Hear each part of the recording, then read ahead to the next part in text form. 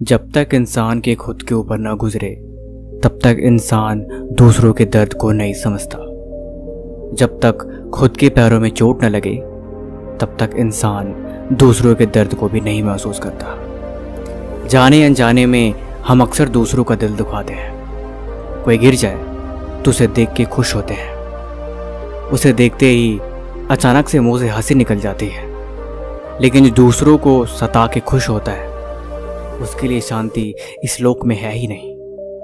ये बात उन दिनों की है जब बुद्ध ज्ञान का प्रचार करने के लिए वापस अपने शहर में आए। शहर में आकर उन्होंने देखा कि शहर में बहुत सन्नाटा है। बुद्ध के अनुयायी ने बताया कि आजकल इस शहर में एक राक्षसी है जिसको छोटे बच्चों का मांस खाने का शौक चढ़ रखा है। वो अक्सर छोटे बच्चों को ही अपना शिकार बनाती है।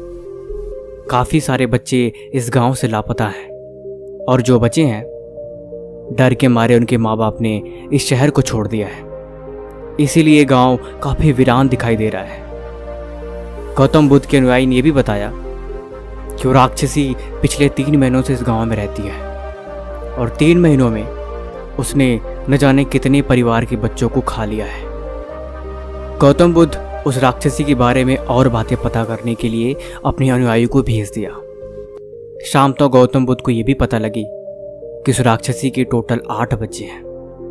अगले दिन जब वो राक्षसी कहीं गई हुई थी तो गौतम बुद्ध उसके 8 बच्चों को उठा लाए और उठा के एक गुप्त स्थान पर उसे छुपा दिया। शाम के वक्त जब राक्षसी आई तो उसने अपने एक भी बच्चों को न देखे काफ़ी हैरान हो गई। 8 बच्चों में से जो उसका सबसे छोटा बच्चा था उस राक्षसी को उससे बहुत लगाव था। उन बच्चों को ना देख के वो घबराने लगी। पूरी रात उसने उन बच्चों को बहुत ढूंढा लेकिन सुबह तक उसका एक भी बच्चा नहीं मिला। फिर वो राक्षसी जोर जोर से रोने लगी। नगर में फिर वापस से भ्रमण के लिए निकली तो गौतम बुद्ध को पेड़ के नीचे बैठा देखा। उसे लगा कि ये कोई महात्मा है, ये अंतर्यामी होंगे, इनको बच्चों के बारे में शायद सब कुछ पता होगा। उसने पूछा, महात्मा मेरे बच्चे गायब हैं। महात्मा आप तो अंतर्यामी लग रहे हैं, क्या आप अपनी दिव्य ऊर्जा से हमें देख के बताओगे कि मेरे बच्चे कहाँ पे हैं? क्या किसी जानवर ने तो उन्हें नहीं खा लिया? पता नहीं क्यों मेरा मन बहुत उदास हो रहा है।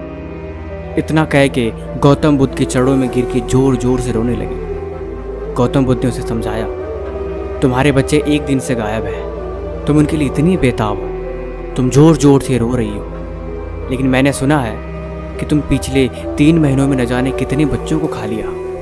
क्या तुमने उनके माँ बाप के दर्द को कभी समझा कि वो अपना दुख किससे बांटते होंगे, उनके ऊपर क्या गुजरती होगी? तब जाके उस राक्षसी को समझ में आया कि आखिर खोने का दर्द क्या होता है। उसने शपथ ली कि आज के बाद से बच्चों का शिकार करना छोड़ देगी। गौतम बुद्ध ने उसके बच्चों को लौटा दिया और वह खुशी खुशी महात्मा को धन्यवाद कहते हुए अपने घर को चली गई। इंसान सच को जानता है लेकिन सच को जानने के बावजूद भी उसे दूसरों को सताने में बहुत मज़ा आता है, क्योंकि कोई उसे बोल नहीं पाता। लेकिन जहाँ पे कोई बोल ना पाए उसके बदले परमात्मा बोलता है। दूसरों को दिया गया दुख और आपकी वजह से दूसरों की आंखों से निकले गया आंसू अक्सर आपकी बर्बादी का वजह बनता है। और जो इस बात को नहीं समझ पाते आखिर में एक दिन वो बहुत पछताते हैं। इसलिए इस बात को जितना जल्दी समझ लिया जाए उतना ही आपके लिए बेहतर हो।